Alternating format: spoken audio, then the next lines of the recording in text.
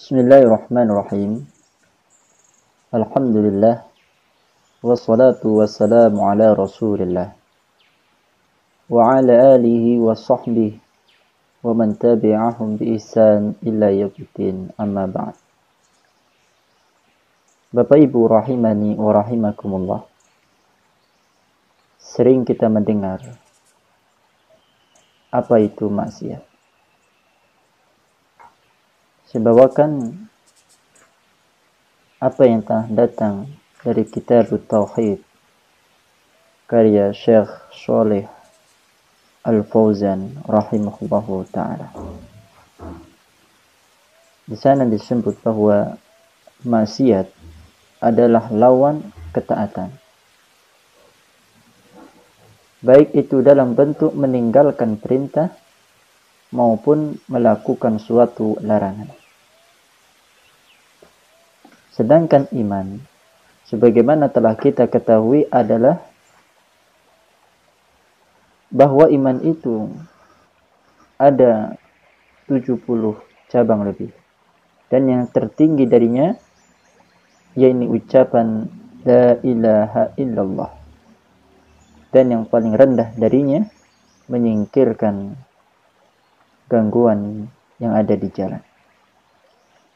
Jadi cabang-cabang ini tidak bernilai atau berbobot sama, baik yang berupa mengerjakan kebaikan maupun meninggalkan larangan. Karena itu maksiat juga berbeda-beda. Dan maksiat berarti keluar dari ketaatan kepada Allah dan Rasul-Nya. Maka jika ia dilakukan karena ingkar atau mendustakan, maka ia telah membatalkan keimanan seseorang. Bagaimana Allah Subhanahu wa ta'ala menceritakan tentang Fir'aun di dalam firman-Nya Al-Quran surah An-Nazi'at ayat 21. Allah katakan di sana, tetapi Fir'aun mendustakan dan berdurhaka. Nah, dan terkadang maksiat itu, ikhwan fiddin azani Allah, tidak sampai pada derajat tersebut sehingga tidak membuatnya keluar dari iman, tetapi hanya memperburuk dan mengurangi keimanan.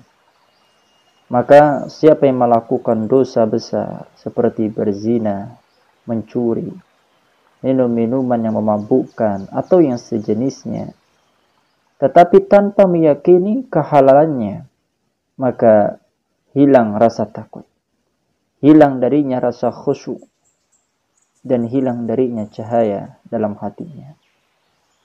Sekalipun pokok pembenaran dan iman tetap ada di dalam hatinya. Kemudian, ikhwani fiddin, a'azzani Allah wa iyyakum ajmain. Lalu jika ia bertaubat kepada Allah dan melakukan amal soleh setelahnya, maka kembalilah khasyah dan cahaya ke dalam hatinya. Dan apabila ia terus melakukan kemaksiatan, ini kebalikannya ya, maka bertambahlah kotoran dosa itu di dalam hatinya sampai menutupi serta mengunci hatinya. Naudzubillah min dzalik. Kemudian ia tidak lagi mengenal yang baik dan tidak mengingkari kemungkaran yang ada. Itulah ciri daripada tertutupnya dan terkuncinya hati. Imam Ahmad Ibn Hanbal dan lainnya meriwayatkan dari Abu Hurairah radhiyallahu taala anhu bahwa Rasulullah sallallahu alaihi wasallam pernah bersabda, sesungguhnya orang mukmin itu jika berbuat dosa, maka terbentuklah titik hitam di dalam hatinya. Apabila ia bertobat dan meninggalkan serta beristighfar kepada Allah, maka mengkilaplah kembali hatinya, kembali bercahaya. Dan jika ia menambah dosa, maka bertambahlah bintik hitamnya sampai menutupi hatinya. Dan itulah yang disebut dengan rain, Itulah yang disebut oleh Allah Subhanahu wa taala dalam Al-Qur'an. Surah Al-Mutaffifin ayat yang ke-14. Kalla bal rana ala qulubihim ma kanu yaksibun. Sekali-kali tidak demikian. Sebenarnya apa yang selalu mereka usahakan itu menutup hati mereka. Akhwani fiddin, Bapak Ibu rahimani wa rahimakumullah. Ada sebuah perumpamaan yang menggambarkan pengaruh maksiat atas iman, yaitu bahwasanya iman itu seperti pohon besar yang rindang. Maka akar-akarnya adalah tasdiq, yaitu kepercayaan. Dan dengan akar itulah ia hidup. Sedangkan cabang-cabangnya adalah amal perbuatan.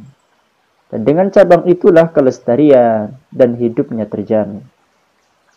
Maka semakin bertambah cabangnya, maka semakin bertambah dan sempurna pohon itu. Dan jika berkurang, maka buruklah pohon tersebut.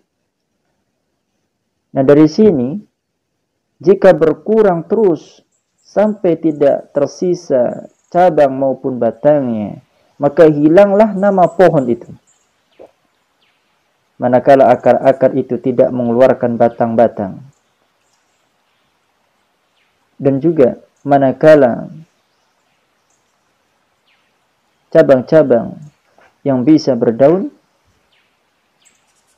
tidak lagi menumbuhkan hijaunya daun, maka keringlah akar-akar itu dan hancurlah ia di dalam tanah. Begitu pula maksiat-maksiat dalam kaitannya dengan pohon keimanan itu. Ia selalu membuat pengurangan dan aib dalam kesempurnaan dan keindahannya. Maka dari sini ikhwani fiddin, sesuai dengan besar dan kecilnya atau banyak dan sedikitnya kemaksiatan tersebut memiliki efek samping bagi kehidupan kita dan kondisi hati kita. Nah, dari sini kita juga memahami agar berupaya meninggalkan besar kecilnya kemaksiatan kepada Allah, kepada Rasulnya, dan kepada seluruh makhluk-makhluknya. Dan kita kembali beristighfar, memohon ampunan kepada Allah Jalla wa'ala, karena dengan itu semua kita berharap kepada Allah agar mengampuni kesalahan dan kekeliruan yang kita punya, dan menjadikan kita semua sebagai hamba-hamba yang selamat dunia dan akhiratnya, dan memasuki surga yang penuh dengan kenikmatan. Karena itulah yang dijanjikan Allah Jalla wa'ala kepada orang-orang yang beriman, yang tulus kehidupannya, yang ikhlas dalam beribadah, dan membuang penyakit-penyakit hati yang ada. Wallahu ta'ala alam biswab. Mudah-mudahan ini bisa bermanfaat ya untuk kita semuanya, dan silakan untuk berbagi kebaikan kepada sesama muslim. Barakallahu fiikum.